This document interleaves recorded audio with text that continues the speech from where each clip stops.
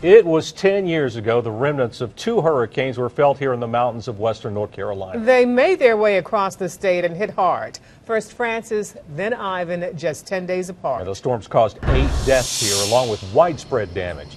News 13's Frank Crocker joins us live. Frank, many will never forget those days in September 2004. It was a meteorological 1-2 punch, almost impossible to fathom how two hurricanes could hit the same spot in less than 2 weeks. The river is probably 100 or so yards behind that house right there. Carroll Mease is Mayor Pro-Tem of the town of Clyde. The staff at Town Hall started putting this scrapbook together 10 years ago. The title is way beyond appropriate. The double trouble began with Francis, historic rainfall sending the Pigeon River swelling out of its banks. That forced evacuations of downtown neighborhoods, even a nursing home.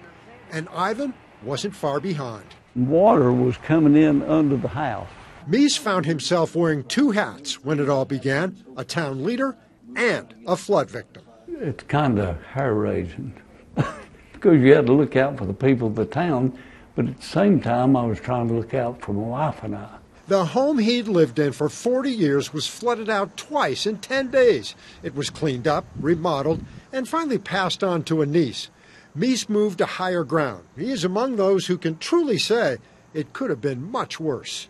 That's what really concerned me about Clyde. As bad as those two floods were, we did not lose a life. And that's the main thing. On this sunny September day, the Pigeon River is serene as usual, rolling through the center of town. But it's hard to forget that September of 2004 when the Pigeon came up with a vengeance. You know, it's hard to put it in words, but when I see things on television and the news where people are flooded, I know exactly what they're going through with. Even though this is a 10th anniversary, no scheduled ceremony to mark it, anything of that sort. There is just the heightened sense of awareness and the hope that it will never happen again. Reporting live in Buncombe County, Frank Crocker, News 13.